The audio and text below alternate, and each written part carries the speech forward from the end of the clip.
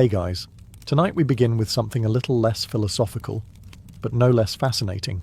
The food served in Wild West saloons. Sure, they were known for whiskey, bar fights, and questionable piano music, but what did people actually eat there?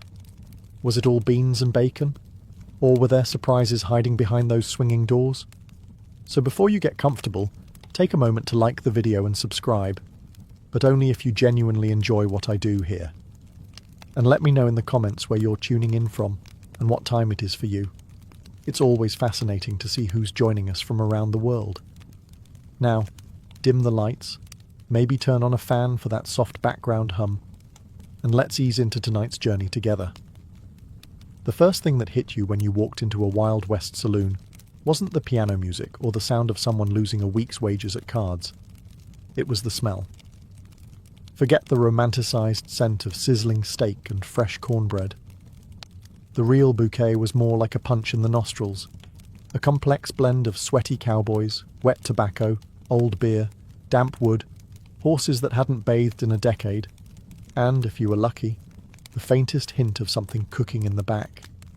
Some saloons tried to mask it with sawdust on the floor, or pipe smoke thick enough to cause temporary memory loss. Others just embraced it. "You don't come here for the air," barkeeps would say, slapping flies off the counter with a rag that hadn't been cleaned since the Civil War.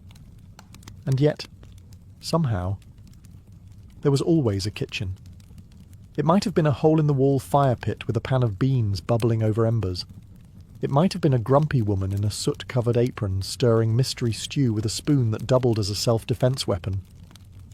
But food was being made, somewhere, and if you could smell it through the sweat and the whiskey vapor, you were halfway to dinner.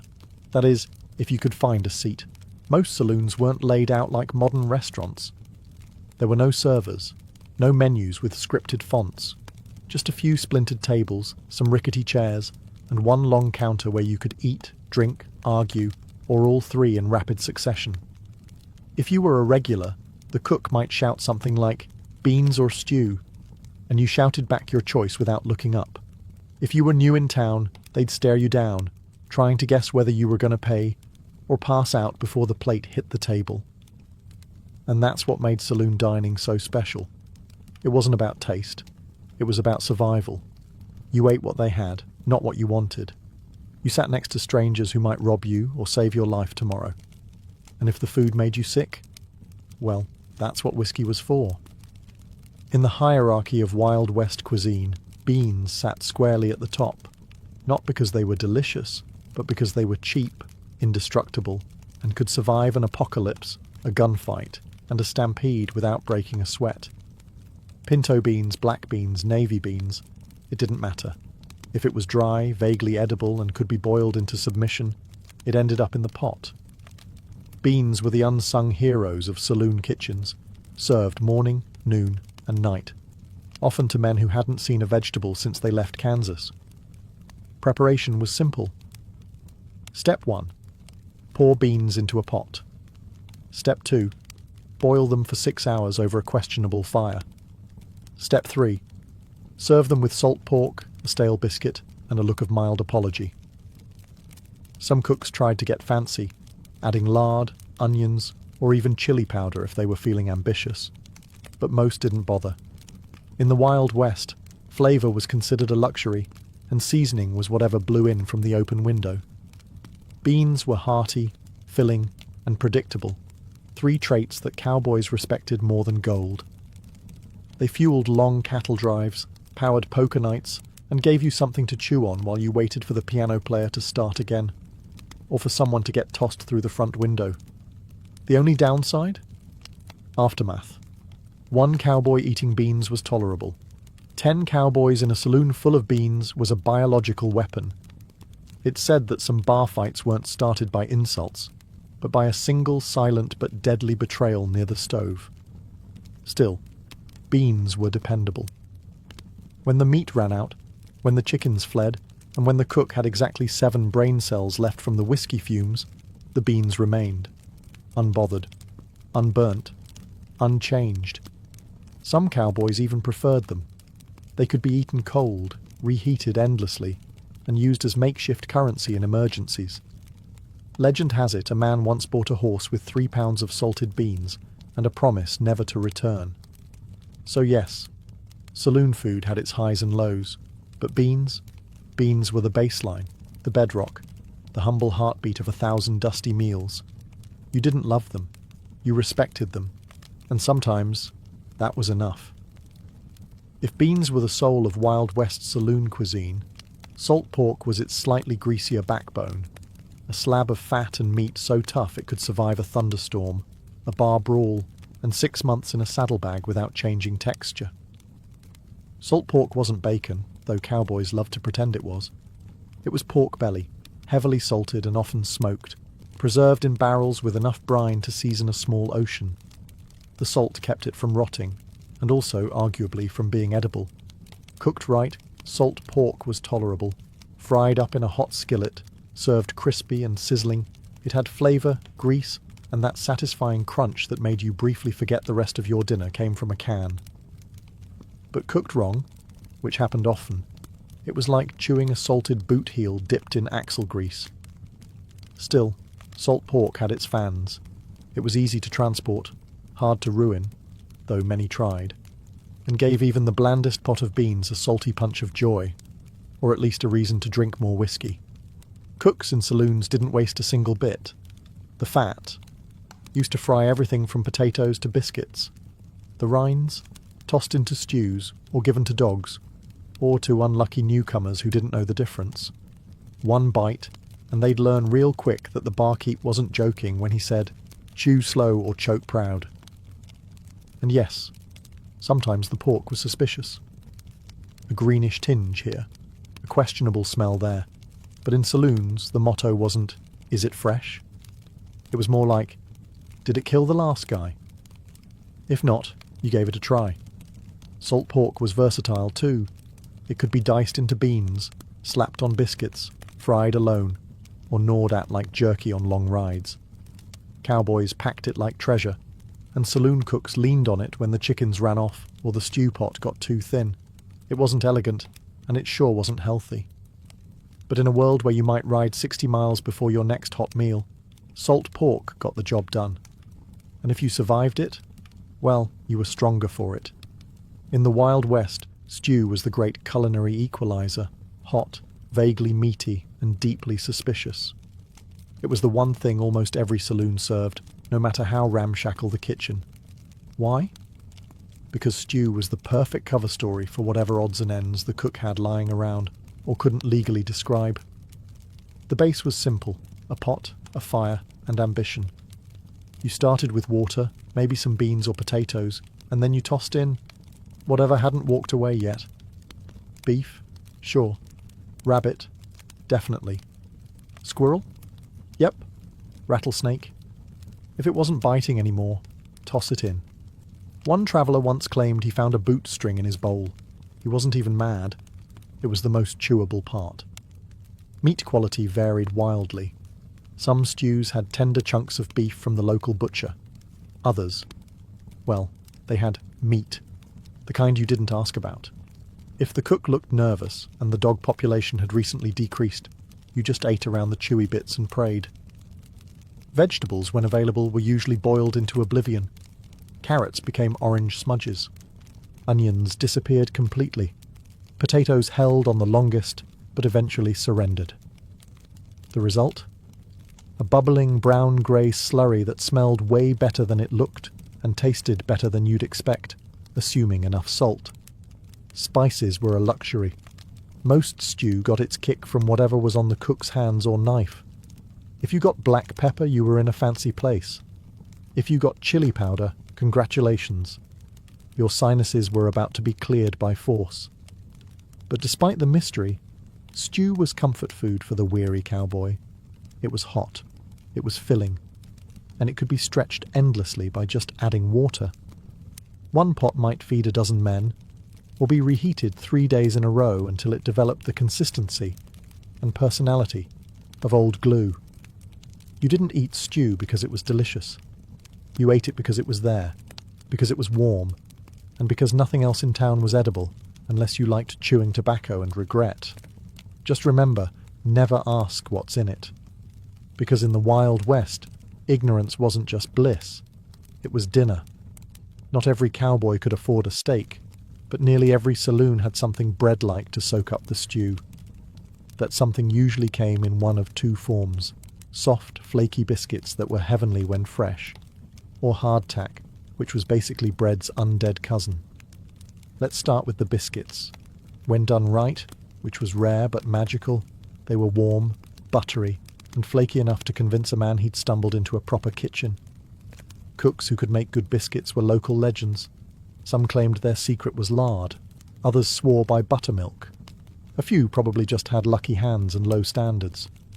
These biscuits were best served alongside beans or stew, used to mop up whatever broth hadn't burned your tongue. They were often made in cast-iron pans, baked over open flames, and served with a suspicious chunk of butter or a splash of molasses if the place was fancy. And then there was hardtack, a slab of flour and water, baked until it could survive nuclear winter. Originally made for soldiers and sailors, it found its way west thanks to one simple fact: it never went bad. It also barely qualified as food. Eating hardtack required strategy. First, you'd inspect it for weevils, which wasn't a deal-breaker, just an added crunch. Then, you'd soak it in stew, coffee, or whiskey until it softened. This could take anywhere from 10 minutes to 2 presidential terms. Even after soaking, chewing hardtack was a commitment. You didn't just eat it, you grappled with it. Dentists probably made good money off cowboys who challenged a piece and lost. But here's the thing. Both biscuits and hardtack served their purpose. They were cheap. They were portable. They filled you up. And in a world where calories mattered more than cuisine, that was enough. So if you strolled into a dusty saloon and saw a plate of steaming biscuits, you counted your blessings. If they handed you a hardtack puck the size of your palm, well, at least it came with a story, and maybe a chipped tooth. If you think modern coffee is strong, try cowboy coffee. A brew so potent it didn't just wake you up, it stared back and dared you to blink. Coffee in the Wild West was less about taste and more about survival. It wasn't roasted by origin, filtered through fancy gadgets, or topped with oat milk foam art. It was ground roughly, or not at all, dumped into a kettle, and boiled until the liquid turned black and sentient. The standard recipe went like this. Take water from whatever source you had, hopefully not downstream from the horses. Throw in a handful of coffee grounds, measured by instinct and aggression. Boil it. Hard. Don't strain it. Don't question it. Just pour and pray. The result? A thick, dark concoction that smelled like burnt dreams and tasted like vengeance. It wasn't uncommon for the last sip to contain more grounds than liquid, which meant cowboys got both caffeine and fibre in one heroic gulp. And yet, they loved it. Coffee kept you warm on cold desert mornings. It kept you awake through night watches.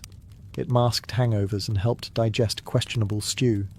It was fuel, comfort, and punishment, all in one tin cup. Saloons didn't always serve coffee unless they had a kitchen, but if they did, it came out boiling hot, probably old, and strong enough to strip paint. One cowboy described it as like drinking a kick from a mule, but you miss it when it's gone. Fancy folk might have added sugar or canned milk if available. Everyone else just grimaced and powered through. And if a saloon had been reheating the same pot all day, you'd get the boldest brew known to man, thick as tar and twice as resentful. It's worth noting that some cooks reused old grounds to stretch the pot. This economy method led to coffee that tasted like disappointment and regret, but it still counted. Because in the Wild West, you didn't drink coffee for pleasure. You drank it to feel alive, and stay that way. In the Wild West, meat wasn't just food, it was currency, status, and occasionally a test of bravery. If you could afford it, you might walk into a saloon and order a steak. What you got depended entirely on luck, timing, and whether the cook held a personal grudge against your face. Steak, in theory, was a luxury. In reality, it was often a tough, overcooked slab of beef that had been fried in a pan with lard, scorched into obedience, and served with exactly zero garnish. If you asked for it medium rare, the cook would just stare at you until your mustache wilted. When fresh beef wasn't available, and let's be honest, it usually wasn't, saloons turned to other options: dried jerky, salted buffalo, occasionally venison, or even wild boar, if someone had gotten lucky on a hunt. And by lucky, we mean managed to hit it and drag it back before the buzzards did. In mining towns or far-flung settlements, meat got more creative: squirrel stew, rattlesnake roast, roast jackrabbit with seasoning.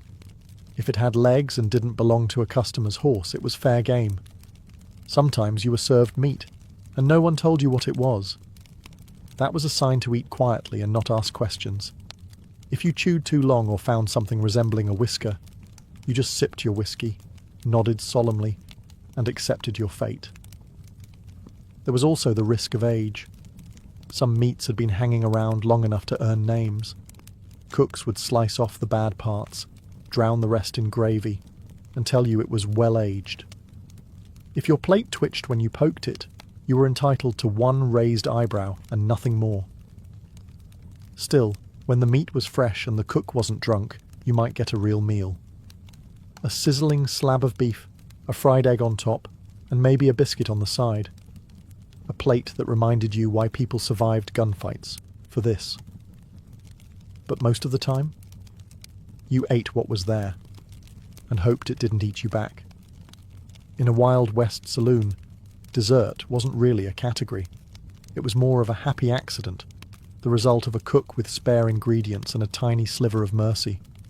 But if there was one reliable sweetish comfort, it was cornbread, made from simple cornmeal, water or milk, lard, and sometimes a dash of baking powder, if the cook remembered. Cornbread was the Swiss Army knife of the frontier menu. It could be baked in pans, fried in skillets, or even dropped by spoonfuls into boiling stew if someone was in a hurry, or lazy. Alone, cornbread was dry, crumbly, slightly sweet, depending on who made it, and always best served fresh, which meant it was almost never fresh. More often, you'd get a wedge that had been sitting near the stove since sunrise, hardened like a miner's conscience. But here's where the magic happened. Molasses. A dark, sticky, syrupy miracle that turned dry cornbread into something just shy of glorious. It was the Cowboys' frosting, the outlaws' drizzle, the lonely gambler's last bit of joy before losing everything on a bad hand. Molasses was affordable, kept well in the heat, and masked the sins of even the driest baked goods. If a saloon had a barrel of it, you were in luck. If they warmed it before serving, you were practically eating at a 5-star establishment by frontier standards. Some cooks went a step further, pouring molasses over skillet-fried cornbread and tossing in a pinch of salt or spice. It wasn't quite cake, but it felt like it if you'd been chewing jerky and hardtack all week. Cornbread with molasses became the default dessert. Quick, cheap, filling, and sweet enough to calm your nerves after a rough ride or a close call in the poker room. No icing, no whipped cream, no frills, just grit, grain, and gooey satisfaction. And for many, it was more than enough. Because when your life involved cattle drives, dust storms, and the occasional shootout, dessert didn't need to sparkle.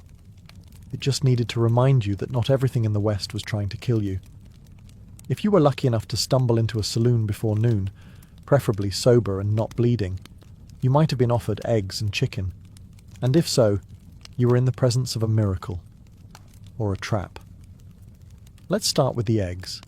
Fresh eggs in the Wild West were gold. Not actual gold, but nearly as rare and equally fragile. Chickens weren't raised for fun. They were cranky, prone to wandering, and occasionally stolen, eaten, or lost to foxes. If a saloon had eggs on hand, they either had their own chickens, a local supplier, or a secret smuggling operation from the next town over. What kind of eggs were they? Hopefully chicken, possibly duck, maybe something else. You learned not to ask. You ordered eggs, and what you got depended entirely on the cook's mood and the egg's age. Some were scrambled to disguise colour, others were fried until the yolks turned to leather. And if it wobbled when it hit your plate, that was a sign from the universe to order whiskey instead. As for chicken, it was on the menu, but not often.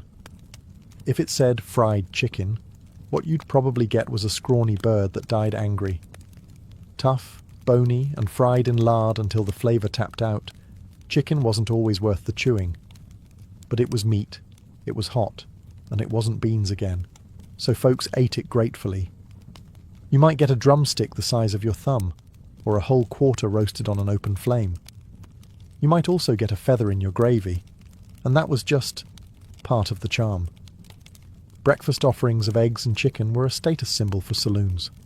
They said, "We have food that didn't come from a can or a barrel." If the eggs were warm and the chicken wasn't dry, you'd tell your buddies for weeks. And if it gave you food poisoning, well, that was just the West reminding you who was in charge. Still, there was something hopeful about ordering eggs. They meant morning, they meant survival, and just maybe, they meant you'd live to drink again by nightfall. In a Wild West saloon, pie was more than just dessert. It was a statement. If you saw a pie sitting on the bar, steam rising, crust golden, scent of apples wafting through the smoke and whiskey, you knew this saloon meant business.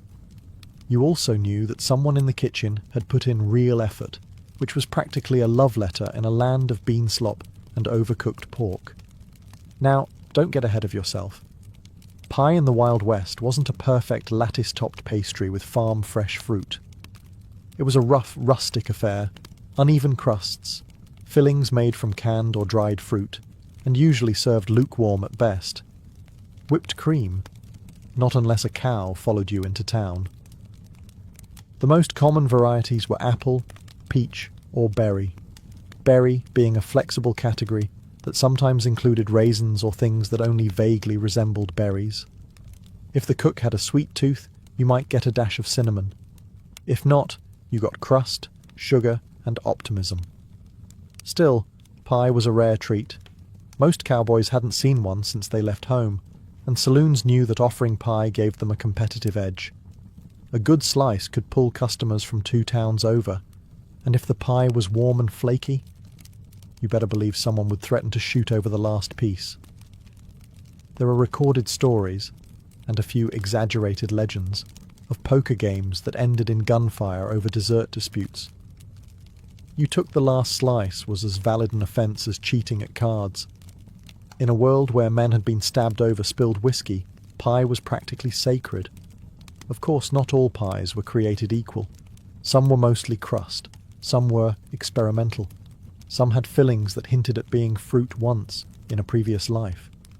But if the stars aligned, the cook was sober, the oven was hot, and the fruit wasn't fermenting, then that pie was something to remember. Because in the dust and grit of the frontier, a slice of pie wasn't just food. It was hope served on a tin plate. Cheese in the Wild West was a lot like a poker game, full of risk, a little bluffing, and a strong chance you'd regret your choices the next morning. It did exist, yes, but only if you knew where to look, and even then, you had to be brave. Because cheese wasn't shipped in tidy wheels wrapped in wax paper. It was made locally, often by someone who once read about dairy fermentation while drunk. Most saloon cheese came in 2 varieties: hard, yellow, and suspiciously sweaty, or soft, crumbly, and slightly aggressive to the nose. Refrigeration, that was a luxury. So unless it was a particularly cold month or the saloon was near a cave, chances are your cheese had developed a personality. It might be cheddar. It might be something vaguely Swiss. It might be a lump of dairy guesswork with salt on top.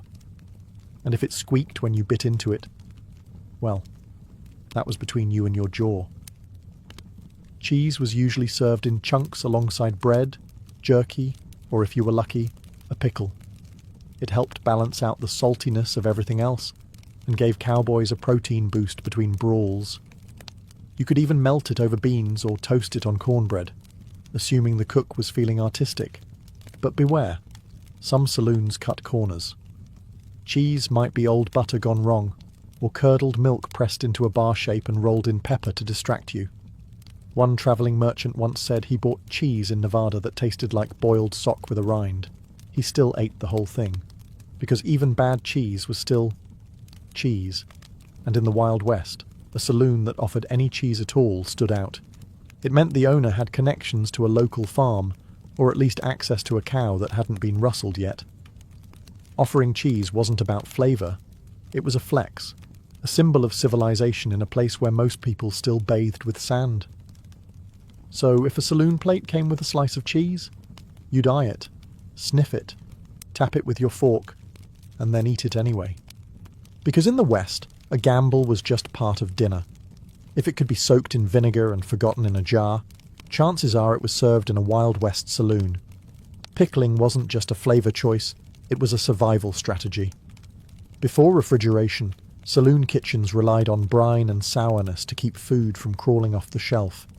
Vegetables, eggs, fruit, even meat. Nothing was safe from the preserving power of vinegar. And that's how we got pickled everything. Pickled cucumbers? The classic. Crunchy, sharp, and occasionally green. They were served as sides, chasers for whiskey, or just something to chew on between bad decisions. If you were lucky, they were made fresh with garlic and spice. If not, they tasted like regret and rainwater. Pickled eggs? A saloon staple. You'd see them floating in cloudy jars behind the bar, usually near the whiskey. They looked like ghostly eyeballs and had the texture of sadness. Some cowboys swore by them. A quick shot of protein, easy to store, and they mostly stayed down. Others swore at them. Pickled onions? Common in mining towns, sharp, tangy, and strong enough to chase off unwanted conversation. One bite, and you could talk downwind of a stampede. Even pickled peaches or pears might make an appearance.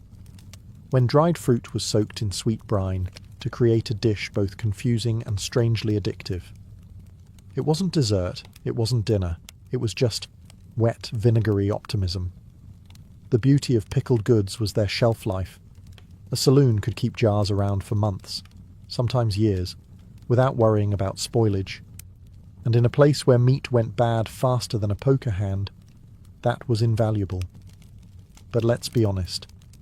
Not all pickled items were created equal. Sometimes the jars weren't sealed right. Sometimes the cook experimented. And sometimes the pickled thing stared back at you. There are tales, possibly exaggerated, of men biting into pickled sausages only to find bones. Or a label that simply read, maybe pork. Still, pickled foods were part of the Wild West experience. Salty, sour, and strangely satisfying, like everything else that lasted out there. You didn't eat them for pleasure. You ate them because they wouldn't kill you. Probably. When food was scarce, the kitchen was closed, or the stew looked like it still had a pulse. Cowboys and drifters alike turned to the most dependable item on the saloon menu: whiskey. It was always available. It required no preparation. And if you drank enough of it, you forgot you were hungry, or that you'd just eaten a bowl of squirrel mystery meat. Whiskey in the Wild West wasn't aged in oak barrels or curated by connoisseurs. It was rough, raw, and often dangerous. Made from corn, rye, or whatever the barkeep had lying around, it was distilled in backrooms, barns, and bathtubs. The result was a beverage that could clean wounds, strip paint, and fuel a fistfight.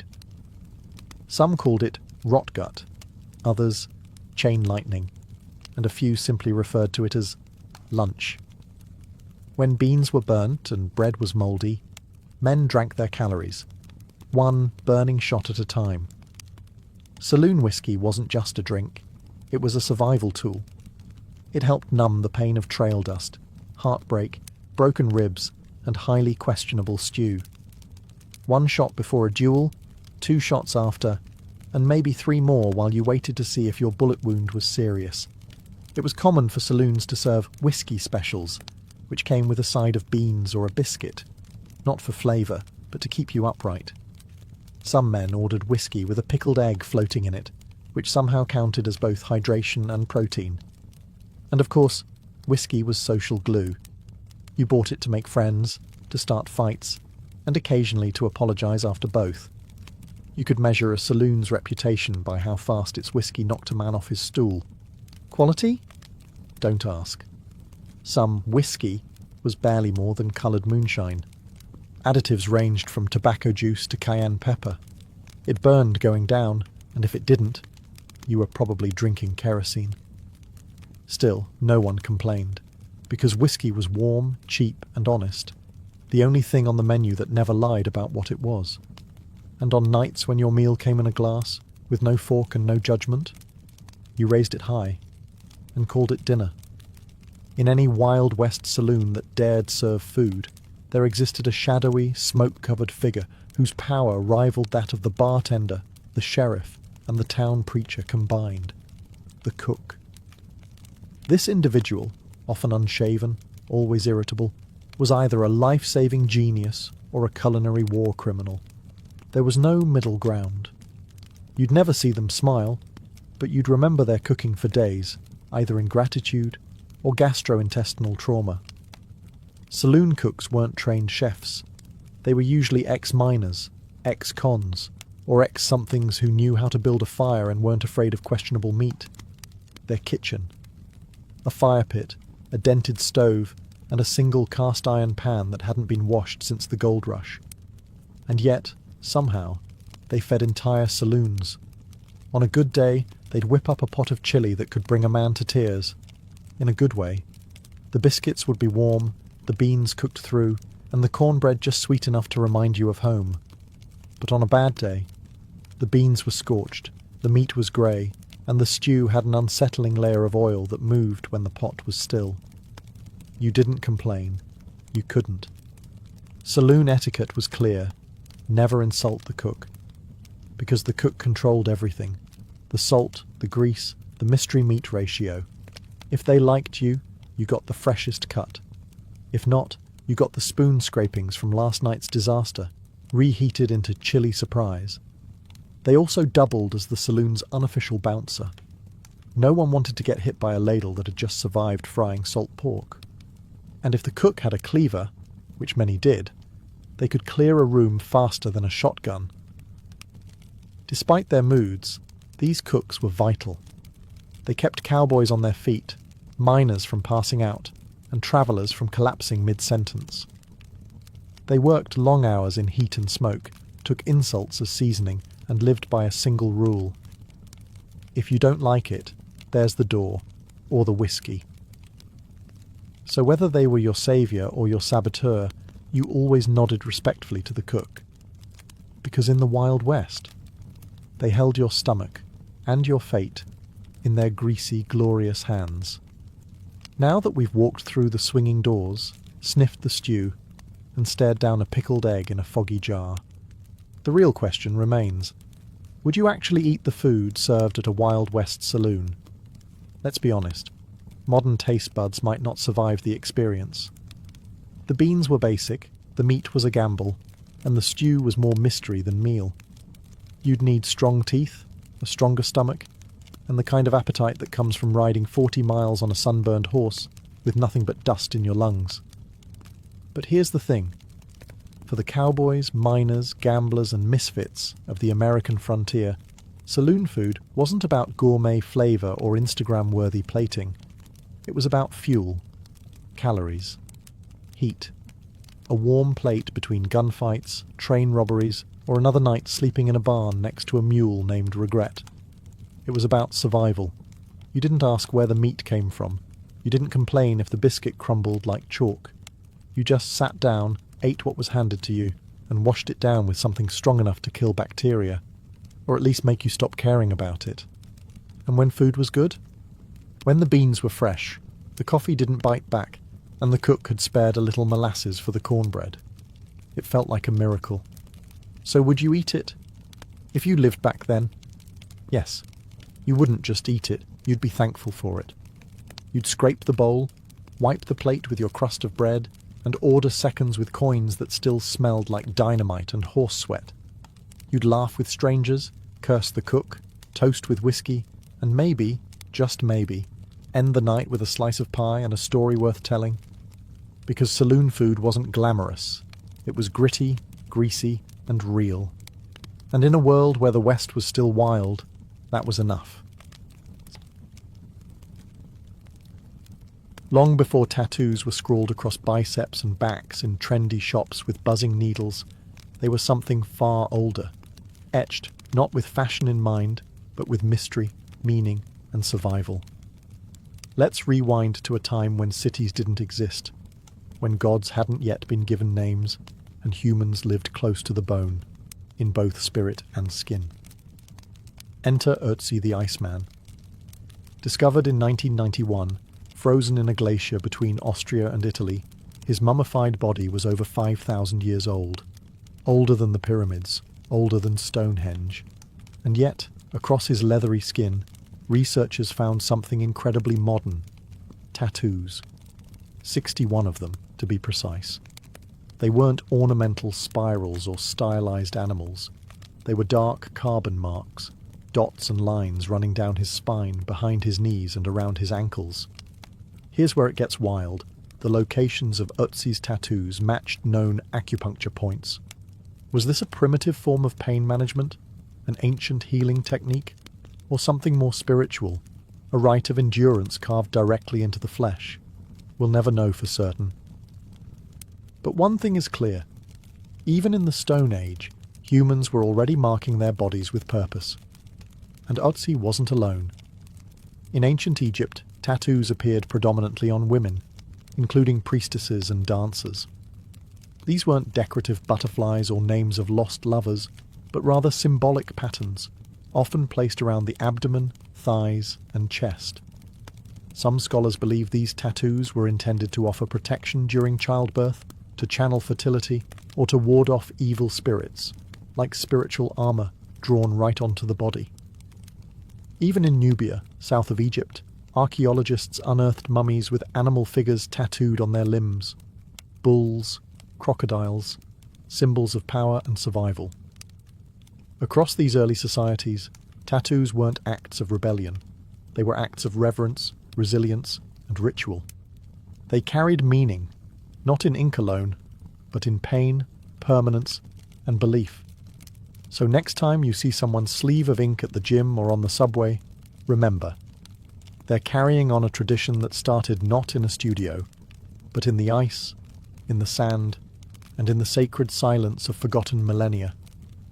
If you ever thought tattoos were just edgy accessories or signs of rebellion, try saying that in front of a Polynesian chief and watch the room go quiet.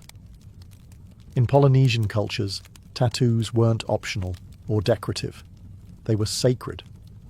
In fact, the word tattoo itself comes from the Tahitian word tatau, meaning to strike. And that's exactly how it began. With bone tools dipped in soot, rhythmically tapped into the skin with a stick, each strike echoing centuries of tradition. In places like Samoa, Tonga, and especially among the Maori of New Zealand, tattoos weren't just art. They were identity. A person's moko, the intricate facial tattoos of the Maori, could tell you everything you needed to know: their rank, their family, their ancestry, even their personal achievements. The face wasn't just a canvas, it was a living resume, and removing it would be like erasing a man's entire life. Young men would often receive their first tattoos during painful, ceremonial rites of passage. This wasn't a Friday night decision after a few drinks. It was a spiritual transformation. The process was excruciating. No anesthetics, no numbing creams, just raw courage and a communal belief in the deeper purpose of the pain. Women too were tattooed, often on the lips, chin or thighs, symbols of beauty, maturity, and mana, the sacred power believed to flow through all living things. A woman without tattoos could be considered incomplete, a canvas left blank in a world full of stories. But colonialism, as it often does, tried to erase it all. Missionaries arrived with scissors, soap, and shame. They saw the tattoos as primitive, pagan, and unchristian. In some areas, traditional tattooing was outlawed, forcing it underground, like a sacred language spoken only in whispers. Still, the ink endured. Today, Many Polynesians are reclaiming their tattoo heritage with pride. The ancient tools have returned, the designs have resurfaced, and across the Pacific you can hear the sound of tattoo once again, not just as an art form, but as an act of cultural survival. These weren't just marks on the skin. They were, and still are, declarations of spirit, blood, and belonging. Step into the world of togas, gladiators, and philosophers, and you might not expect to find tattoos. After all, when we think of ancient Greece and Rome, we imagine marble statues and clean, idealized bodies. But peel back the myth, and you'll find ink lurking in the shadows. In ancient Greece, tattoos were originally associated with slaves and criminals. In fact, the Greek word stigma, yes, the root of our modern term stigmatize, referred to the permanent marks branded or inked into someone's skin as punishment. These weren't symbolic or decorative. They were labels, warnings. If you were a runaway slave or a captured enemy, your captor might tattoo your forehead with a message like, "Stop me, I ran away," a permanent scarlet letter etched into the skin. The Romans, pragmatic as ever, borrowed this idea and took it further. Soldiers in the Roman army, especially those in specialized legions, were often tattooed to mark their loyalty, a kind of flesh-bound dog tag. But they also used tattoos to brand gladiators, slaves, and prisoners of war. It wasn't about identity, it was about ownership. There's a darker twist here. The early Christians, persecuted by Roman authorities, were sometimes tattooed as a form of humiliation, but centuries later, Christians would reclaim the practice. Pilgrims to Jerusalem in the Middle Ages often returned with small crosses tattooed on their arms, proof of their devotion and suffering. What began as a tool of punishment morphed into a badge of faith. Interestingly, in later Roman times, Emperor Constantine, the same ruler who legalized Christianity, banned tattooing on the face. Not because it was cruel, but because the face, he declared, was made in God's image and shouldn't be defiled. The irony? Bodies were still fair game. Unlike in Polynesia, where tattoos elevated someone's social standing, in the Greco-Roman world, they often lowered it. Tattoos marked you as an outsider, a sinner, a slave. But they also told a story, not always one you wanted, but one you carried forever. In these empires of law, conquest, and spectacle, tattoos weren't about self-expression. They were branding, sometimes literally, tools of control, punishment, and power. And like all marks of oppression, they would eventually be reclaimed. While the West branded its slaves and criminals, the East took a more spiritual, symbolic approach to body art, where tattoos could be both sacred protection and social paradox. Let's begin in India. Though India is more famous for Mendi, the temporary henna art applied during weddings and festivals, the country also has a long history of permanent tattoos. Among tribal communities like the Baiga, Gondi and Santhal, tattoos were considered both ornamental and protective. A woman might be tattooed with symbols of fertility, strength, or religious devotion. Not on a whim, but as part of a deeply rooted tradition passed from grandmother to granddaughter. These tattoos weren't just for beauty. They were seen as jewelry for the soul, something no thief could steal and no poverty could take away. Meanwhile, in Japan, the story was more complicated. In the early days, during the Jomon period, tattoos might have had spiritual significance, possibly used to mark status or ward off evil spirits. But by the time Japan entered its more structured eras, particularly during the Edo period, tattooing took on a whole new life. First, it became punishment.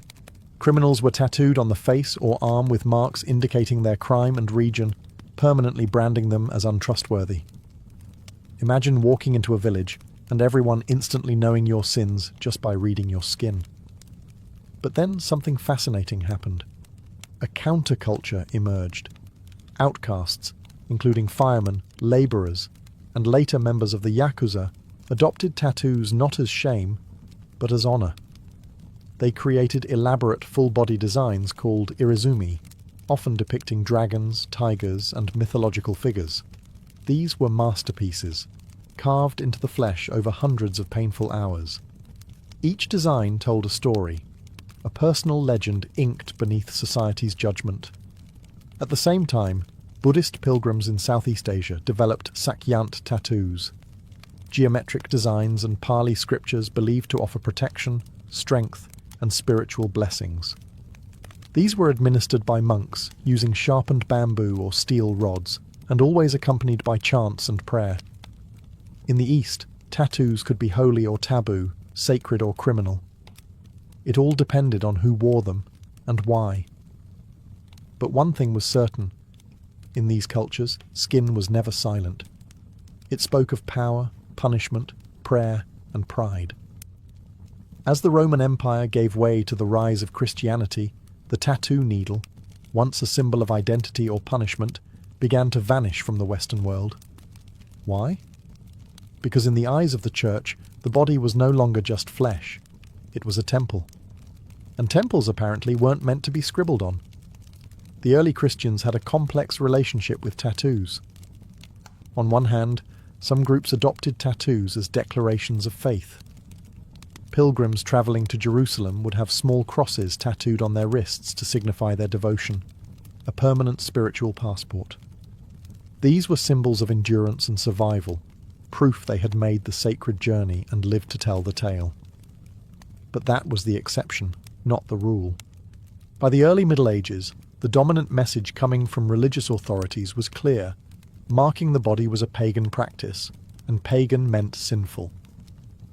The Bible, specifically Leviticus 19:28, was often cited, "You shall not make any cuttings in your flesh for the dead, nor tattoo any marks upon you. I am the Lord." That single line was enough to bury an entire art form across much of medieval Europe. Tattoos became synonymous with heathenism, witchcraft, and heresy, not something you wanted associated with your name during the Inquisition. In monasteries and Christian kingdoms, tattooing virtually disappeared, reduced to whispers and superstition. But even in this era of suppression, the ink never truly dried. In the far reaches of the Byzantine Empire, some Christian sects still practiced religious tattooing, small crosses etched onto hands and arms, often to protect against Islamic enslavement. In Ethiopia, Coptic Christians maintained tattoo traditions as well, marking young believers with sacred symbols as part of spiritual rituals. And among Crusaders, the knights who marched to the Holy Land, tattoos made a quiet return. Some etched small crosses on their bodies, not just as spiritual protection, but so that, if they died in battle, they could be buried as Christians, their faith visible even in death. So while the medieval West tried to erase the art of tattooing, it never quite succeeded. The ink hid in monasteries, pilgrim trails, and desert churches, waiting patiently, like a buried relic, for its time to rise again. As the age of exploration dawned, and wooden ships began slicing through unknown oceans, tattoos found a brand new canvas: sailors. And these weren't royal court artists or tribal shamans. These were rough men, calloused by salt and superstition, who began decorating their bodies with anchors, mermaids, and crucifixes. But how did tattoos return to Europe after centuries in exile? Enter the 18th century voyages of Captain James Cook. When his crew arrived in Polynesia, they encountered entire societies marked in ink. Intrigued and amazed, many sailors got tattooed themselves, both to honour the cultures they encountered and, let's be honest, to prove they'd been somewhere exotic. Returning to port with tattoos wasn't just fashionable. It was a kind of resume, a living record of where you'd sailed and what you'd survived. Soon, tattoos became the unofficial uniform of the seafaring class. But it wasn't just about style, it was steeped in superstition. An anchor on the forearm symbolised stability. A pig and a rooster, often tattooed on the feet, were believed to prevent drowning since those animals were kept in wooden crates that floated during shipwrecks. Some sailors even tattooed "Hold Fast" across their knuckles, hoping it would give them the grip to survive rough seas and tangled ropes. And then there were the religious icons. crosses on the back, the Virgin Mary over the heart. Sailors believed these tattoos offered divine protection, an extra layer of spiritual armour when the ocean turned against them. As these inked-up sailors filtered back into European and American ports, tattoos spread with them, not to the nobility, but to the fringes. Dock workers, soldiers, convicts. Tattoos were now the language of the lower classes, the drifters and the daring. Still, they held meaning. In the US, Civil War soldiers began tattooing their names and regiments on their arms, a grim preparation in case they died in battle and needed identification, a small, painful insurance policy in a world without dog tags. So while kings and clergy shunned tattoos, the men who mapped the world wore them with pride. For them, each mark was a story, a wound, a charm, a prayer. And when the world ended in waves or cannon fire, it might be the only thing left that told your name.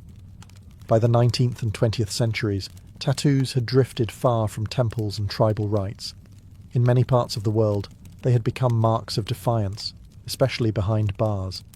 Prisons gave tattoos a new language, a gritty, coded one, spoken in needles, razors, and improvised ink. Let's start in Russia. Under the iron shadow of the Soviet Union, a secret society of tattoos flourished inside the gulags. These weren't decorative. They were biographical, symbolic, ruthlessly hierarchical. A star on the shoulders? That meant you commanded respect. Barbed wire around the neck? You were a lifer, never getting out. A cathedral with domes on your chest? Each dome represented a sentence served. The tattoos told your crimes, your rank, your defiance. But break the code, or wear a symbol you hadn't earned, and you might find it carved off, forcibly, with a knife. In Japan, the Yakuza transformed the art of irizumi, once a punishment, into a badge of honor. Full-body suits of dragons, koi fish, and samurai warriors covered skin from shoulder to ankle, often hidden beneath business suits. Getting tattooed wasn't just an act of rebellion. It was a rite of loyalty, painful, expensive, and permanent. In the West, prison tattoos carried their own meanings. In American jails, a teardrop beneath the eye might signal that you've committed murder, or, in some cases, lost someone close. Cobwebs on the elbows could symbolize long sentences, dots on the knuckles, numbers, acronyms, entire identities rewritten in ink, hidden from guards but clear to anyone fluent in the language. These tattoos were often done with smuggled sewing needles, paper clips, and pens melted into ink. There was no glamour here, just pain and symbolism. For many inmates, it was less about art and more about identity, proof that you belonged, or a warning that you didn't. Outside prison walls, these tattoos carried a heavy stigma. They marked you as dangerous, untouchable, beyond redemption. But for the men and women who wore them, the ink was often the only constant, the only part of themselves they owned in a system built to strip everything else away. Tattoos in prison weren't fashion, they were survival. By the time the 20th century hit full stride, tattoos had gone from sacred symbols and outlaw code to mainstream rebellion. If the church once saw tattoos as marks of sin, modern society started to see them as symbols of freedom, and occasionally of a very specific kind of cool. In the early 1900s, you could still catch tattooed performers in circus sideshows, tattooed ladies, and illustrated men who charged admission to show off their fully inked skin. People gasped. They stared. It was taboo wrapped in spectacle. But something began to shift around the middle of the century. Soldiers returning from World War II brought back simple tattoos. Anchors, eagles, hearts with "Mom" scrawled inside, as personal emblems of pain, patriotism, or survival. These tattoos weren't for show. They were keepsakes, burned into the skin as reminders of the things they'd seen and the brothers they'd lost.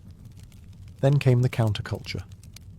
In the 1960s and 70s, tattoos began breaking out of their blue-collar roots and onto the bodies of rock stars, bikers, and beat poets. Janis Joplin had a bracelet tattooed on her wrist. The Hells Angels wore ink like a badge of honor.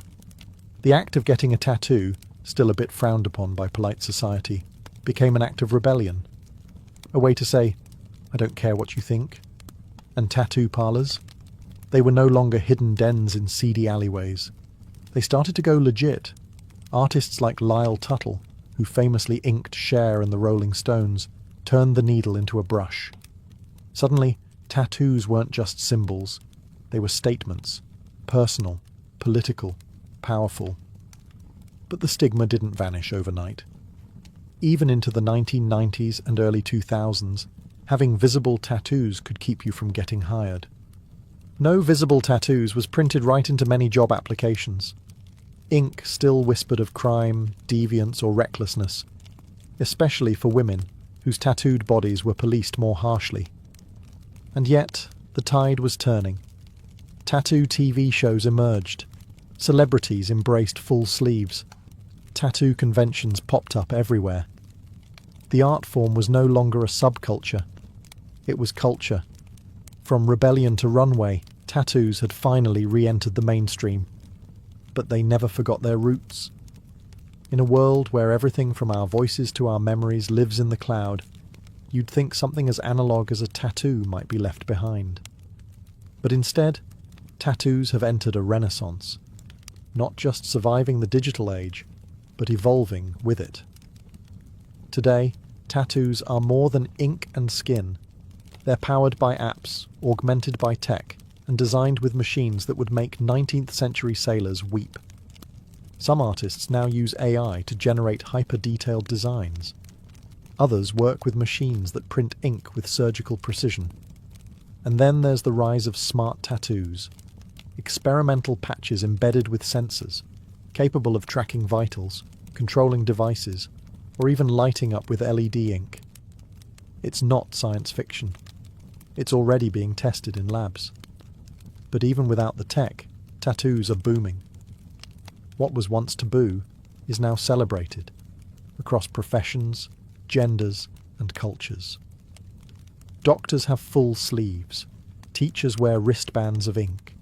CEOs stroll into boardrooms with elaborate back pieces hidden beneath suits. Social media has democratized the art form. A tattoo in Seoul can go viral in Seattle. Artists build global audiences overnight, and customers can book a session with the tap of a phone. And yet, the meaning behind tattoos hasn't disappeared. If anything, it's become more personal. People now tattoo sound waves of loved ones' voices, coordinates of where they met their partners, portraits of pets, constellations from their child's birth night, quotes in forgotten languages, etched forever to remember, to heal, to belong. Cultural tattooing is resurging too. Indigenous communities from the Arctic to the Andes are reviving ancestral designs, reclaiming identity through skin. What was once suppressed is now proudly worn, a walking act of remembrance. Of course, debates still rage. Is it art or trend? Sacred or superficial? Can you truly own your story if it's filtered through algorithms and likes? But maybe that's the point. Tattoos have always lived in that grey area, between pain and beauty, permanence and transformation. They are both primal and futuristic, a whisper from the past and a declaration for tomorrow. And as long as humans crave meaning, memory and mark-making, tattoos will endure. Beneath the surface, ink will always speak, even when words cannot. Before empires clashed and blood soaked the sand, before kings trembled at her name, Tomyris was simply a daughter of the wind, born to the raw, open steppe. The land she came from was not gilded in marble or echoing with philosophy. It was brutal, free, and endlessly vast. This was the world of the Massage-te, fierce nomadic horse archers who rode like spirits of the plains, their lives shaped by survival, honor, and war. We know little of Tomyris's childhood, but we can imagine the rhythm of it. She would have learned to ride before she could run, to shoot before she could speak in full sentences. Among the Massage-te, Girls were not caged in tents or veiled by silence. They trained beside the boys, rode with the warriors, and grew up with iron in their blood. To lead, one had to bleed. And Tomyris, even as a young woman, bled for her people. Her tribe worshipped the sun and sky, lived off their herds, and buried their dead with weapons, ready for battle in the afterlife. They had no cities, no golden temples, but they had pride. And when enemies approached, they met them not with prayers, but with arrows. Tomyris likely came to power after the death of her husband, who may have ruled the tribe before her. But what's certain is that when the moment came, she didn't inherit leadership. She seized it. In a time when most women were considered property, Tomyris commanded an army. She negotiated with kings. She dared to speak as an equal. And if they didn't listen, she made them. She was more than a queen. She was Shahmat, the steppes' checkmate, a war chief in bronze and leather who would soon face the greatest empire on earth. But power, especially for a woman, never comes without consequence. As Tomyris began to solidify her rule, whispers grew louder. Across the mountains to the south, a king was watching. His name was Cyrus the Great, and he wanted more. The stage was set. The steppe wind howled. And Tomyris, daughter of warriors, would soon ride into legend.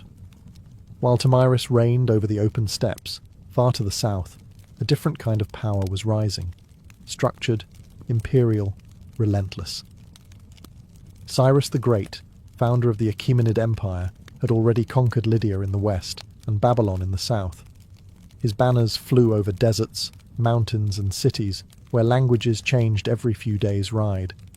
But Cyrus wasn't done. He was a builder of empires, and every builder eventually eyes the horizon.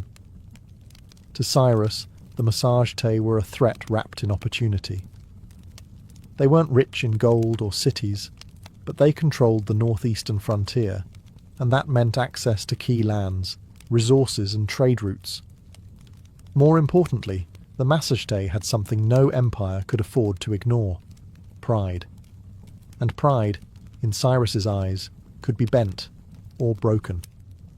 But Cyrus also knew that brute force wasn't always the best first move. He had a reputation for cleverness, diplomacy, and strategic trickery. So he tried a different approach, one that kings before him had used to dissolve threats without a single drop of blood. He proposed marriage. According to ancient sources, notably Herodotus, Cyrus sent envoys to Tomyris offering an alliance through matrimony. On paper, it was a royal match, the great king of Persia and the warrior queen of the Massagetae.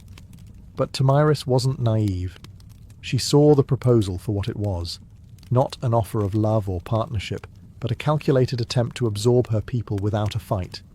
She declined, and that rejection didn't sit well in the halls of Persepolis.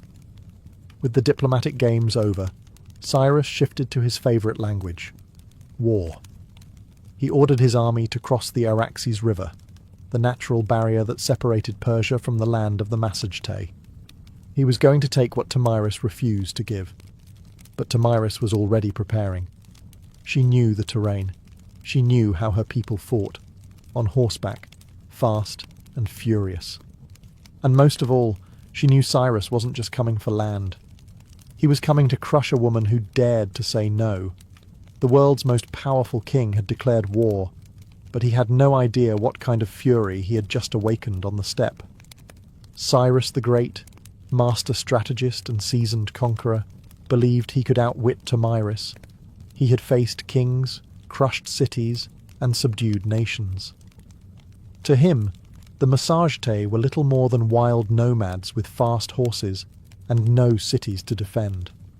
He didn't realize he was stepping into the path of someone just as cunning and far more furious.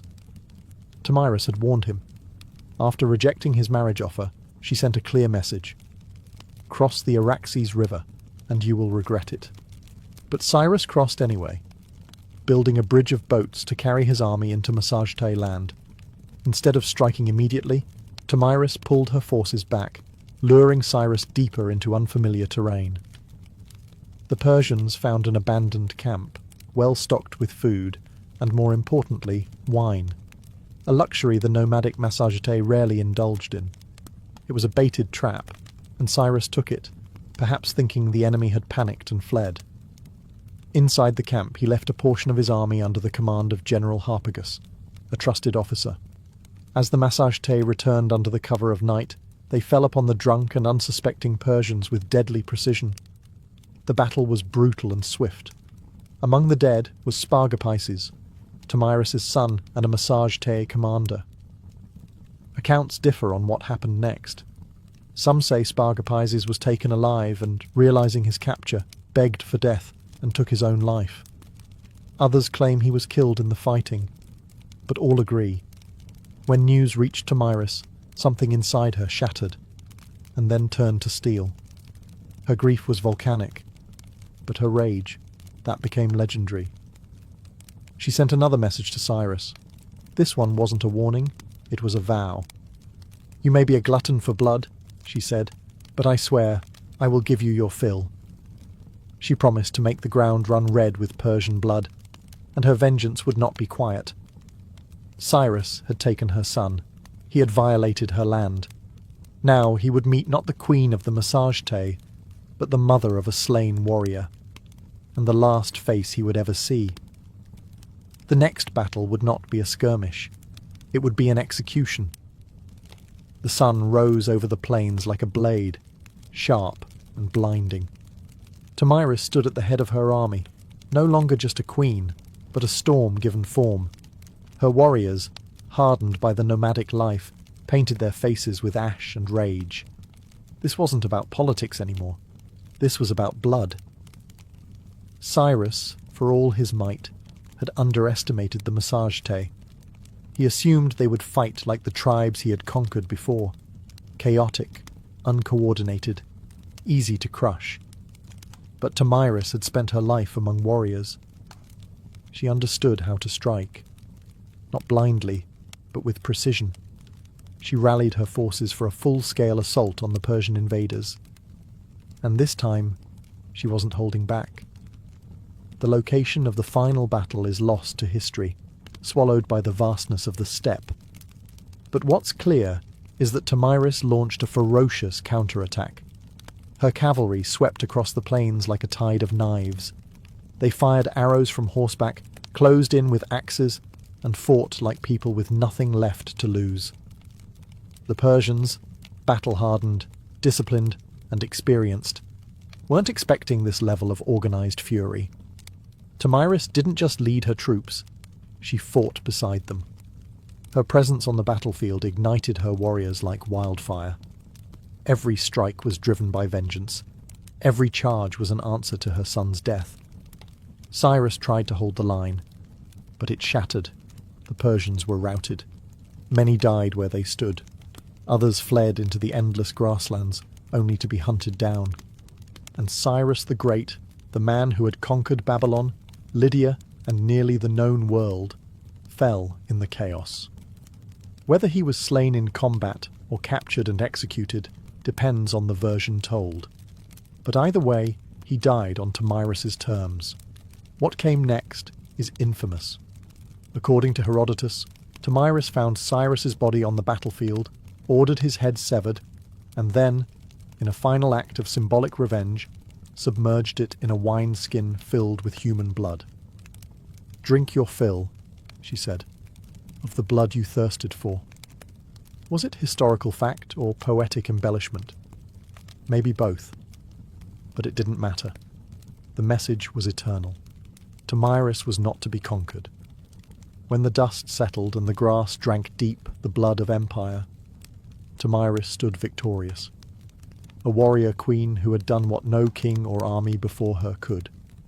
She brought Cyrus the Great to his end. News of the defeat sent shockwaves across the ancient world. The mighty Achaemenid Empire, thought to be unstoppable, had been humiliated by a woman from the steppes. The Persians did their best to downplay the loss, but the death of their founder couldn't be ignored. Cyrus's body was eventually returned and buried with honor in the royal tomb at Pasargadae. Yet the stain of his final defeat would linger like a wound on the empire's legacy. For Tomyris and the Massagetei, however, the victory was more than revenge. It was a declaration. They had defended their sovereignty not just with weapons, but with dignity. Tomyris had stood up to the world's most powerful ruler, and she hadn't just survived, she had triumphed. And then she vanished from history. No records survive detailing her later years, her death, or any successors she may have appointed. It's as if, after taking her vengeance, Tomyris simply rode back into the horizon and allowed the wind to carry her legend forward. In the centuries that followed, historians, poets, and chroniclers would try to fill in the blanks, turning her into a symbol as much as a woman. To the Persians, her name was a bitter reminder. To the Greeks, she was a paradox, a barbarian who displayed more nobility than many kings. And to the peoples of Central Asia, Tomyris became folklore, a ghostly queen who rides through the steppe, fierce and unbending, with a sword that remembers. Her legacy would inspire countless depictions across cultures. Medieval manuscripts portrayed her in regal armour. Renaissance paintings imagined her towering over Cyrus's corpse. In every age, she became what people needed: a mother avenger, a wild queen, a lesson in hubris, or a symbol of feminine power. But one truth cuts through the myth. She changed history. Tomyris didn't inherit a throne. She forged it in fire and fury. And for one brief, unforgettable moment, the Steppe Queen proved that not all empires rise. Some fall to the hooves of warriors who ride with vengeance in their hearts. Much of what we know about Tomyris comes not from local Massagetei records. They left no stone tablets or royal archives, but from the pen of a Greek, Herodotus, often called the father of history. Writing a century after her time, he immortalized Tomyris in his histories, casting her as a warrior queen of astonishing resolve and terrifying vengeance. But Herodotus wasn't simply reporting facts. He was weaving a story, one part chronicle, one part morality tale. To him and his Greek audience, Tomyris represented the ultimate reversal of imperial arrogance. Cyrus the Great, a man who had conquered half the known world, fell not to a vast army or a rival king, but to a woman who fought not for glory, but for her child. Her victory was almost mythic, and Herodotus treated it as such. He even detailed her grisly revenge: the wineskin of blood, the severed head of Cyrus, and her damning words, "Drink your fill." But was it true? Modern historians debate this endlessly. Some argue that Herodotus exaggerated or even invented parts of the tale, using Tomyris as a narrative tool to humble the Persian Empire, which, at the time of his writing, was still a looming force over the Greek world. Others believe that while the blood wineskin episode might be symbolic, the core event, Cyrus's death at the hands of Tomyris, likely did happen. There's also the question of bias. Herodotus, for all his insight, often filtered foreign cultures through a Greek lens. He portrayed the Massagetei as wild and free, yet noble, an exotic mirror to Greek ideals of honour and liberty. Tomyris, in that frame, wasn't just a barbarian. She was a moral counterweight to Persian ambition. Still, even if details blurred over time, Herodotus succeeded in one thing. He ensured Tomyris would not be forgotten. Because of him, she became more than a historical footnote. She entered the realm of legend, where facts soften but impact sharpens. And in that space between myth and memory, Tomyris's story found a strange kind of immortality. In a world dominated by kings and conquerors, Herodotus left us a queen who refused to kneel, and left her enemies bleeding in the sand. Though she may have slain one of the ancient world's most iconic emperors, Tomyris never ruled an empire herself. She didn't build cities of stone or inscribe edicts on golden tablets. Her people, the Massagetei, were nomads, living not by walls, but by the rhythms of the land, the sky, and the horse. This meant that Tomyris's legacy was never institutionalized. There were no marble busts or royal coins bearing her likeness, no archives to immortalize her decrees. Instead, her story passed on as stories do on the steppe, through firelight, song, and the whispered awe of warriors. The Massagetæ were one of many powerful tribes of the Central Asian steppes. Their cousins included the Scythians, the Saka, and the Dahai, all expert horse archers who roamed the lands between the Caspian Sea and the borders of ancient China. These tribes were feared by empires for their mobility, unpredictability, and ferocity in battle. Tomyris, as a female leader among them, was rare, but not entirely unique. Steppe culture, unlike many sedentary civilizations, allowed women far greater freedoms. Women rode, hunted, fought, and even led. Among the Scythians, graves of female warriors, buried with weapons, armour, and horse gear, have been found by archaeologists, confirming that the stories of fierce steppe queens were more than just legend. Tomyris stood at the pinnacle of that tradition. Her power didn't come from inheritance or religion. It came from respect, grit, and sheer capability. She was a unifying force among scattered clans, a political leader and a military commander in a landscape where survival meant riding faster, shooting better, and fearing nothing. But because the Massagetæ left no monuments, Tomyris became a kind of phantom queen, her name echoing only in the writings of outsiders and in the oral traditions of the steppe. To the Persian scribes, she was a warning, to the Greeks, a marvel, and to her people, likely a memory carried in bloodlines and battle songs, a ghost who rode with them across the plains. Empires may rise and fall in stone, but the stories of the steppe live on in the wind, and Tomyris, fierce, grieving, and unbroken, became its voice. Centuries passed, and the empires that once surrounded the Massagetæ rose and crumbled. Cyrus's successors built Persepolis, fought Alexander the Great, and faded into the dusty footnotes of time. But Tomyris? Her legend endured, not in the palaces of kings, but in the hearts of those who refused to bow. Across Central Asia, she became more than a queen. She became a symbol of female strength, of resistance, of the untamed spirit of the steppe. In many ways, Tomyris embodied a kind of defiance that transcended geography. She was not Roman, not Greek, not Persian, and so her story belonged to no empire. That made her dangerous and inspiring. In the medieval Islamic world, chroniclers occasionally mentioned her name, reshaped by language but never quite forgotten. In some versions, she was praised for her justice and vengeance. In others, she was seen as a savage queen, a reminder that power in the hands of a woman could be both glorious and terrifying. By the time the Renaissance rolled around, European artists rediscovered her tale through the writings of Herodotus. Painters depicted her in elaborate armour, standing triumphantly over Cyrus's lifeless body. In one dramatic painting, she holds his severed head aloft like a trophy, blood-soaked and victorious. It was theatrical, yes, but also political. These artists were fascinated by the idea of a woman who didn't just survive in a man's world, she won. In the 19th and 20th centuries, Tomyris became a nationalist icon in regions like Kazakhstan, Uzbekistan, and Turkmenistan. Poets and educators reclaimed her as a historical heroine, proof that the roots of Central Asian identity were fierce, proud, and deeply feminine. Her name appeared in textbooks, statues, and even military ceremonies.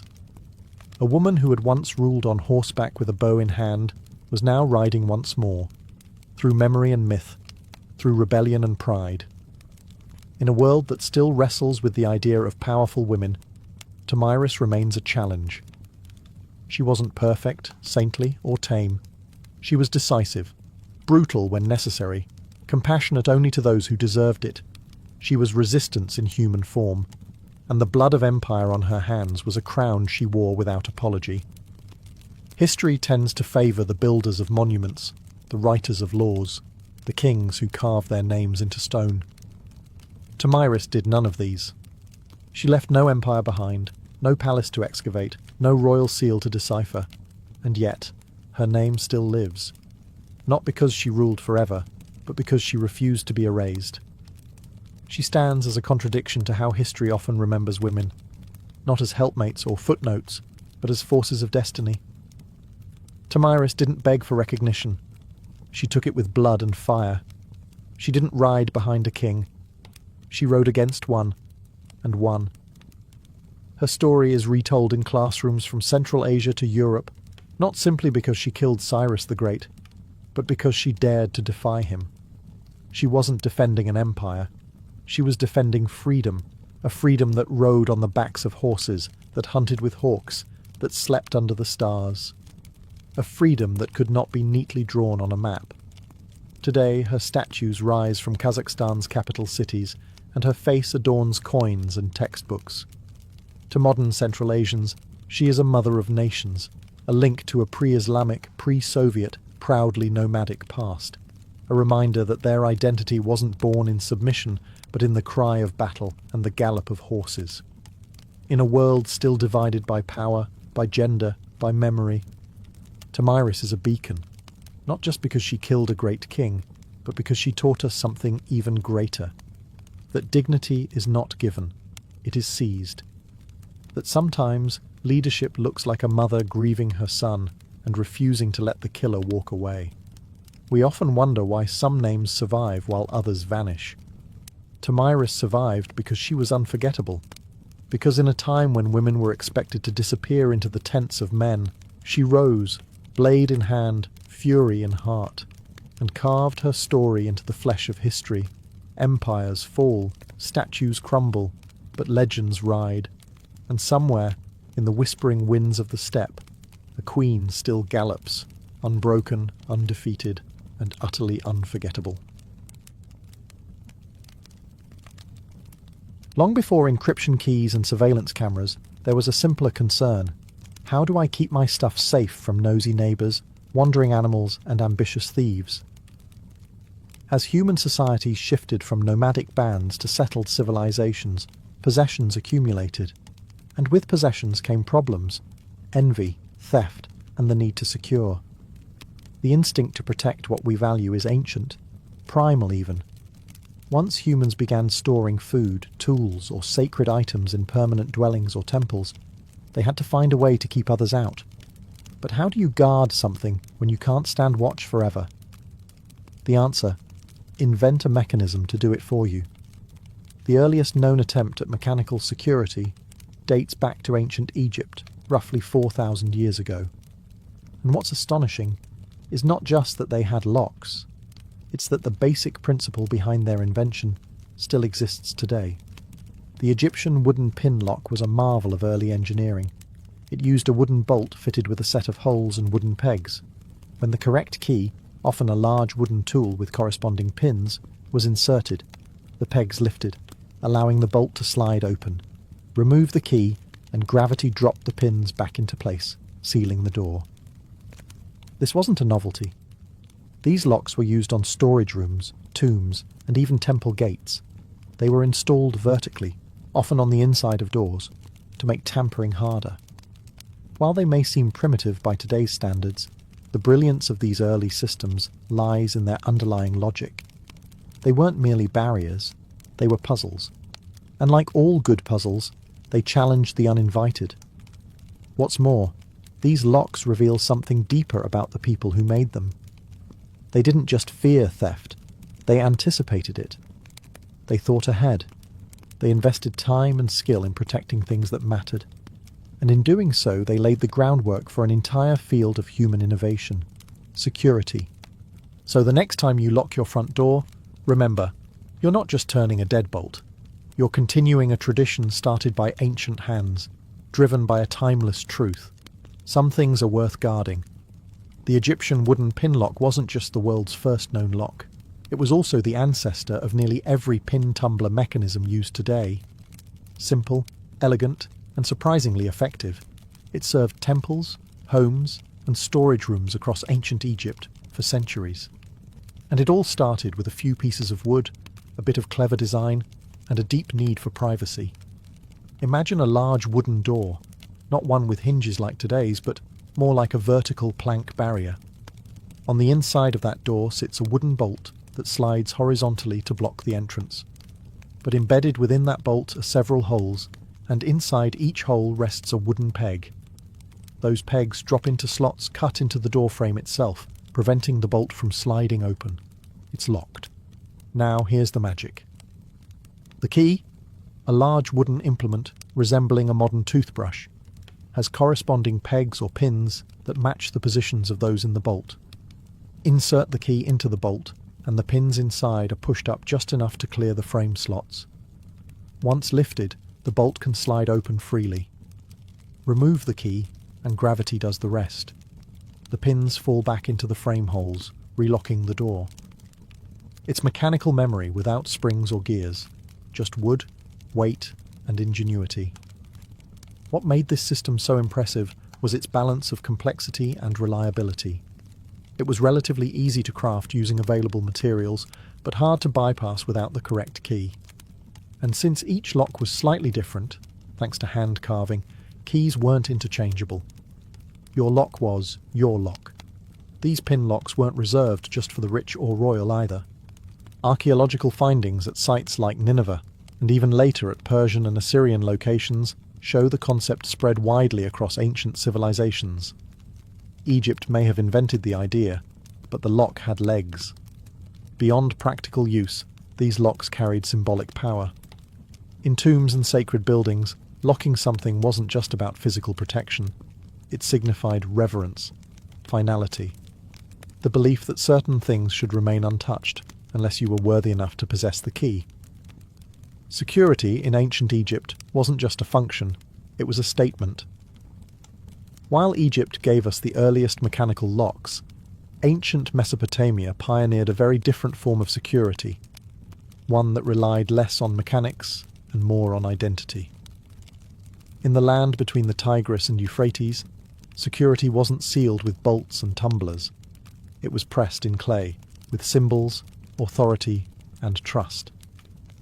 The people of Mesopotamia, including the Sumerians, Akkadians, Babylonians, and Assyrians, developed a method of securing goods not by locking them, but by making unauthorized access visibly impossible. How? With cylinder seals, small carved stone rollers engraved with unique images or inscriptions. These seals were rolled over wet clay used to close containers, doors, or even official documents. Think of it as an ancient combination of a signature, a wax seal, and a barcode. Once impressed into the clay, the seal left behind a continuous pattern that could not be duplicated easily. If someone tampered with the seal, opened the container, broke the door latch, or unwrapped the tablet, it was obvious. The broken clay told on them. This approach was both simple and profound.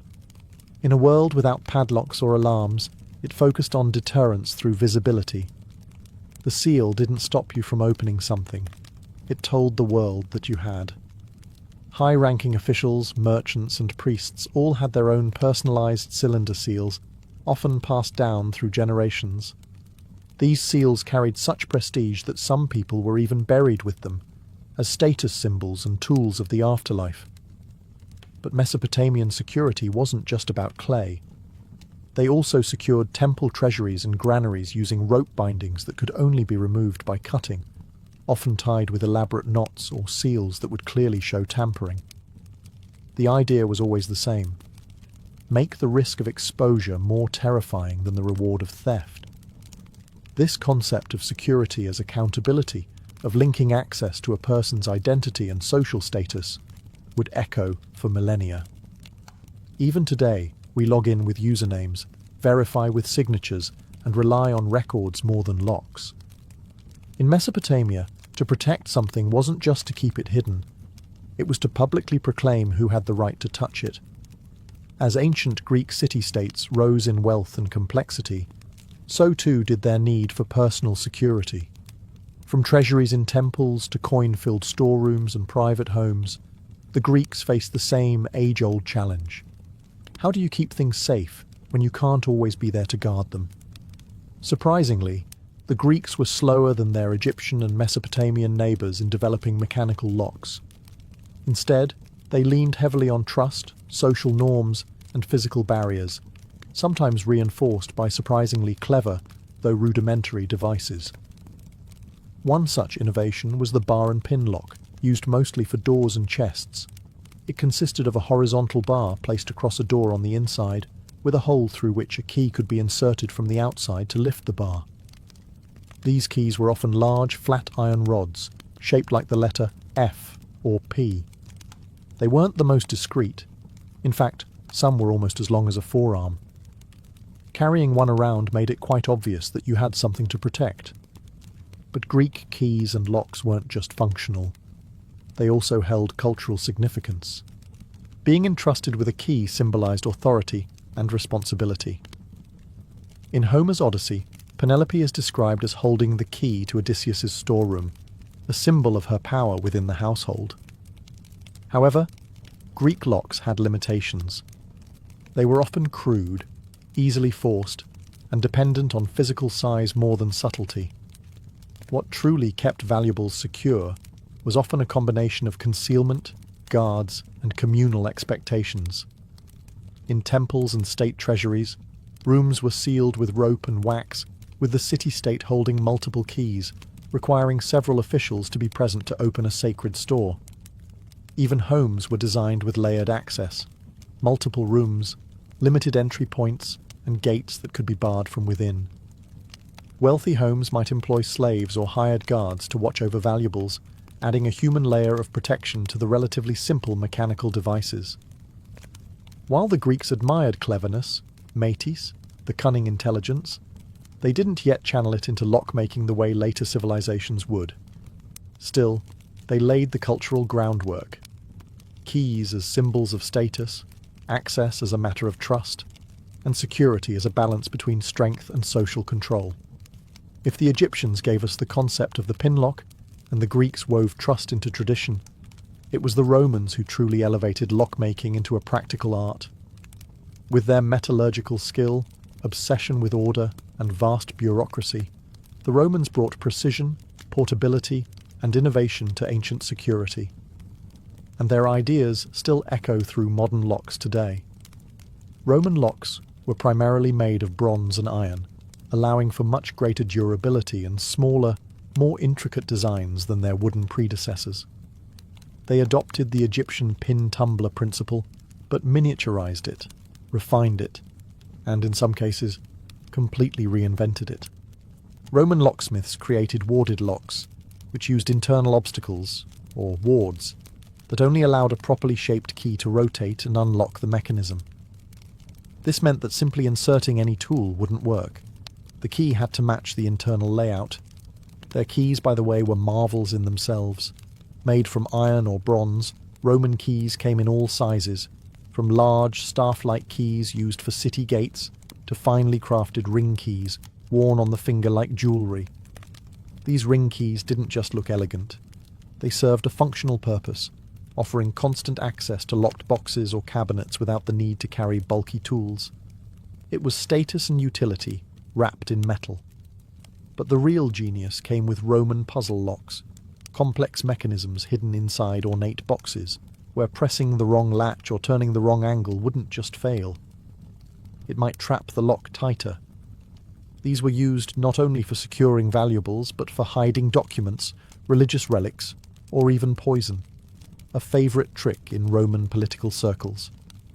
Romans also institutionalized lock usage. Banks, granaries, merchant chests, and military storerooms all used locks. Doors had metal plates, gates had locking bars, and even slaves might be locked in with iron collars that had keys only their masters held. To the Romans, a lock wasn't just a tool, it was a statement. It declared ownership, authority, and exclusion. And it gave rise to the idea that a truly civilized society needed more than just walls to protect it. It needed systems. While the West was forging intricate metal locks, ancient China took a path that blended practicality with philosophy. Chinese engineers, ever pragmatic, developed locking systems that were simple, durable, and often symbolic. where the design of a lock didn't just protect an object, but carried deeper meaning. The most common form of ancient Chinese lock was the sliding bolt lock, a mechanism made primarily from bronze or iron. These locks typically consisted of a hollow metal case housing a sliding bolt secured by spring-loaded tumblers. Insert the right key, usually a flat, ridged metal stick, and the tumblers would align, allowing the bolt to slide and the lock to open. Sound familiar? It should. The core principle behind the modern pin tumbler lock was already alive in Han Dynasty China as early as 200 BCE. Unlike Roman locks, which often featured external keyholes and decorative flair, Chinese locks were compact, discreet, and portable. Many were used to secure chests, gates, jewellery boxes, and doors, and the emphasis was on function, not just form. But Chinese locks were more than mechanical devices. They were often cast in the shape of animals, tigers, dragons, turtles, or inscribed with symbols representing luck, protection, or wealth. A lock shaped like a fish might be placed on a money box, symbolizing abundance. A dragon lock on a door wasn't just for security. It warned intruders that a powerful force guarded what lay beyond. Locks also played ceremonial roles. During weddings, love locks were sometimes used to bind symbolic boxes or chests, representing the couple's bond. The key would be handed over as part of the marriage ritual, a gesture of trust and commitment. Some locks, particularly puzzle locks, were designed to confuse thieves. They had hidden mechanisms, false keyholes, or required a specific sequence of movements to open, not because they were necessarily harder to break, but because they bought time. In ancient times, delay could be the difference between a foiled theft and a successful one. Ultimately, Chinese security culture wasn't built around brute denial of access, but rather harmony between utility, symbolism, and clever design. In that blend of form and function, they developed a quiet legacy, one that continues in subtle locks and symbolic rituals to this day. In ancient India, security was less about brute force and more about clever concealment, symbolic barriers, and layered protection, blending spirituality with ingenuity. Indian locks weren't just meant to keep people out. They were designed to confuse, mislead, and warn, often integrating secret latches, false compartments, or symbolic inscriptions to elevate security into an almost philosophical practice. One of the standout features of Indian lockmaking was the use of deception. Puzzle locks and trick mechanisms became common in temples and treasure chests, not to prevent brute force entry entirely, but to make it complicated enough to discourage it. Some locks required multiple actions. Press one hidden button, twist a second lever, and only then would the key turn. Others had decoy keyholes that served no purpose except to trick the uninvited. Temple security especially saw intricate applications. Temples housed offerings of gold, sacred texts, and revered relics. Instead of simply hiding these behind locked doors, priests often layered security, not just physically, but ritually. A storage area might be sealed with wax, knotted rope, and a stamped clay emblem, each bearing spiritual weight. Breaking that seal wasn't just a crime, it was considered a sacrilege. Locks themselves were frequently engraved with religious imagery. Elephants, lotus flowers, deities, and protective mantras. These were not only meant to intimidate the superstitious, but also to imbue the object with symbolic armour. To touch such a lock without permission was, in many cases, an affront to the gods themselves. In Indian royal courts and merchant caravans, small portable locks were used to secure scrolls, trade boxes, and private doors. These were often crafted from iron or brass, built to be both light and durable. Key design was highly individualized, sometimes so unique that a single artisan was responsible for both the lock and its matching key, ensuring absolute security through obscurity. And like elsewhere in Asia, locks sometimes carried ceremonial roles. In marriage rituals or inheritance rites, the unlocking of a sealed chest represented not just access to material wealth, but the transfer of trust, legacy, and duty.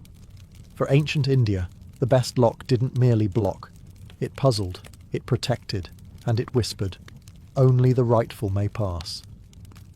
As civilizations grew and trade routes stretched from Rome to China, the need for portable security became urgent. Whether protecting goods in a merchant's caravan or safeguarding a general's war chest, ancient locks had to do more than guard temples or doors. They had to travel. In the ancient world, trade was booming. Silk moved westward from China. Spices flowed from India. Glassware, textiles, coins, and scrolls crisscrossed continents. But with prosperity came risk. Bandits lurked on roads, dishonest porters pilfered goods, and long-distance travel meant that valuables changed hands, often without their owner present. The solution?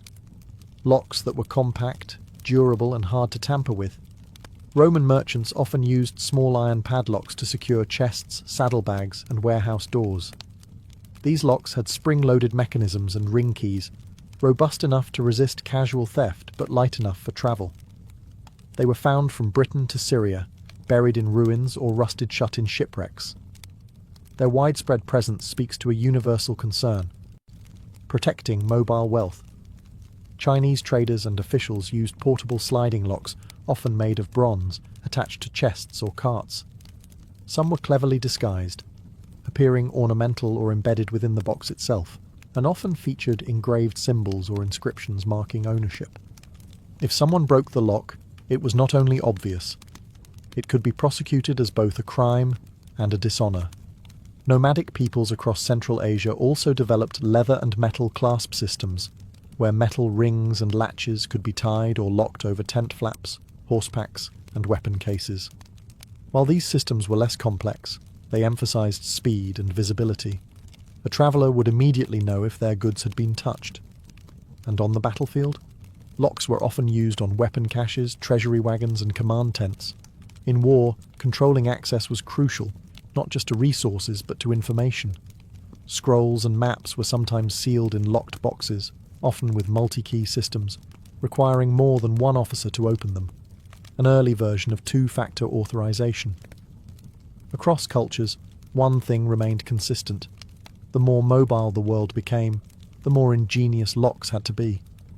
The road brought opportunity, but it also brought risk, and ancient travelers met it not just with swords, but with keys. When we twist a key in a door today or tap a code into a lock screen, we rarely think of the thousands of years of quiet ingenuity behind that simple motion. But every click, latch, and password is part of a story that began in the dust of Egyptian temples, in the bronze workshops of Rome, and along the silent trade routes that stitched the ancient world together. The legacy of ancient locks is not just mechanical, it's psychological. These early inventions reflect something deeply human: our desire to protect, to exclude, to define what is ours. Whether it was a wooden bolt in Thebes, a ring key in Pompeii, or a puzzle lock in Chang'an, the concept was the same: to create a boundary that only the rightful person could cross. And over time, these boundaries evolved into more than physical barriers. They became symbols. A lock on a temple door didn't just secure gold, it preserved the sacred. A seal on a scroll didn't just hide knowledge, it marked power. Even today we use locks to mark trust: a locked diary, a wedding chest, a secure vault. The mechanism may be more advanced, but the meaning is the same. In many ways, the most remarkable thing about ancient security is how little has changed. Modern pin-tumbler locks still mirror Egyptian designs. Today's privacy seals, passcodes, and even blockchain security echo ancient ideas: personal access, tamper-proofing, and symbolic control. But there's a philosophical twist, too. Ancient locks were never foolproof. They could be picked, broken, or bypassed, just like today. But their power lay not just in denying entry, but in declaring boundaries. They told the world, "This is mine. You do not have permission." And that psychological line, more than any mechanical part, is the essence of security. From tombs to trade routes, from temples to homes, Locks have always been about more than theft prevention. They're about control, identity, secrecy, and sometimes survival. So the next time you slide a deadbolt or hear a safe click shut, remember, you're not just using a tool. You're continuing a story written by kings, merchants, warriors, and priests, each of them trusting a small piece of technology to hold back the world.